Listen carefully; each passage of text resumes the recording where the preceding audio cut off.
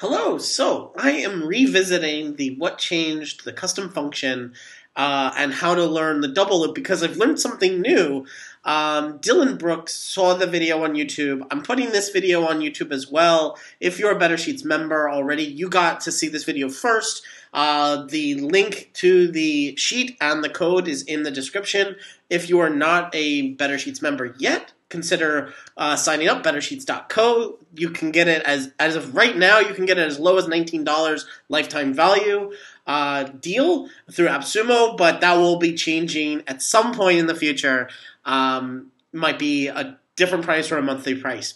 But if you're watching this on YouTube, you will be able to see the code that Dylan wrote, and you can copy that if you wish. So, but all Better Sheets members, in the description is a link to this sheet. You get the sheet, you get the code, you get everything that you want out of this. So, what I did in the prior video is I created this custom function called whatChanged, and it looked at two sentences or two cells and said what are the words that are added and what are the words that are deleted. This is really useful for copywriters, copy editors, anyone who wants to say either show their work, or if you want to see other people's work, say you're a manager or you're trying to learn like what changed, and you really like want to just execute the changes and then catalog those changes in another cell.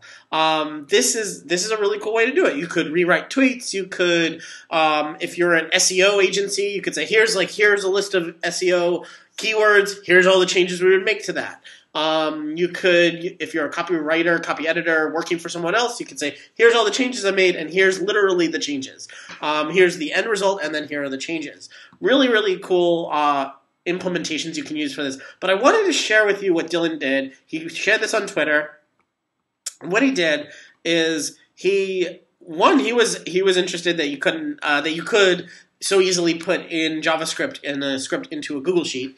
And then he wrote this. He said, let what changed equals first and second. And he used this set, which is like an iterator. And I'm just learning it now, but it works. Like, what happened is, first I was like, I don't think this functionality or this format or syntax works in Google Scripts. That's my first thought. This looks like pure JavaScript. It even has these backticks where it combines a lot of stuff that I had differently. Here, I'll show you here. This is what I originally had here, where I created these arrays, I created empty arrays, and then just looked through a couple of the edge cases first. I go through this much more in the other video, and then I went through a double for loop and then said, like, okay, compare each item to every item in the other one. Does it include it? And if it doesn't, then say, hey, this is deleted or this is added. And here I even have this all text equals added and deleted, and I added this new line. And again, I go much slower through it in the other video. But what Dylan did is he used pure JavaScript.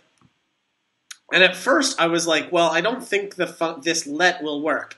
So I rewrote it out, but everything outside of the brackets I rewrote with this function, the change, and I was like, well, does this set, because this set doesn't look like it works. It doesn't look and feel like the same way that like Google Script works. Like this, they turn purple, these ifs and the let, and the variable turns to blue. And then here in these backticks, this added does turn to blue, this deleted does turn to blue. But I had no idea what these three dots do. And I was like, I don't think this is going to work, but I did write it all out, and I just tried it, and it works. So check this out. So I'm just going to try the new function here. And obviously, like the test is, it doesn't result in the same thing, and it does. The change. The first thing we want to check is B2. Second thing is B3. Let it load. Loading, and there it is. That is the same. And now if we drag it down, we see nothing changed down here. That is correct. And then all of these are the same. And that's really, really interesting to me. Thank you, Dylan, so much for this. Because also I check this let, which normally when I'm writing Google Scripts, I write them with this function and then the name of the function, and then what are the things that are going to be inside of it, what are the variables I want to grab, and then this function. But what we did here, what Dylan did, and again, it doesn't look like it works because nothing changed, like the IDE, the coding like environment here doesn't change these first and second to blue. So I wouldn't know if this worked, but I just tried it. I said let what the change equals first and second, and then use this arrow function, which is common in JavaScript now. And so let's try it now. So now we're going to try what the change as the custom function. And let's put it, let's make this a little bit smaller. Let's put it right here. So same thing, we're going to use it as a custom function. What the change, and we're going to do B2, B3, same implementation, and we're going to see what happens. I'm going to just make this a little bit bigger. There. And we get the exact same result, right? And ideally, we're going to get the same result here. Then even we're going to get, if it's blank down here, we're going to get another, there. It's nothing to compare to. Let's look at this edge case. Perfect. So this absolutely works exactly how we wanted it to work, and it uses pure JavaScript that you can copy and paste JavaScript from other places and use it in Google Scripts. This is a really interesting thing to know about Google Scripts. If you didn't know this before, now you know. If you did know this before, now you see an implementation of it. I learn something new every day, and I hope you learn something new too.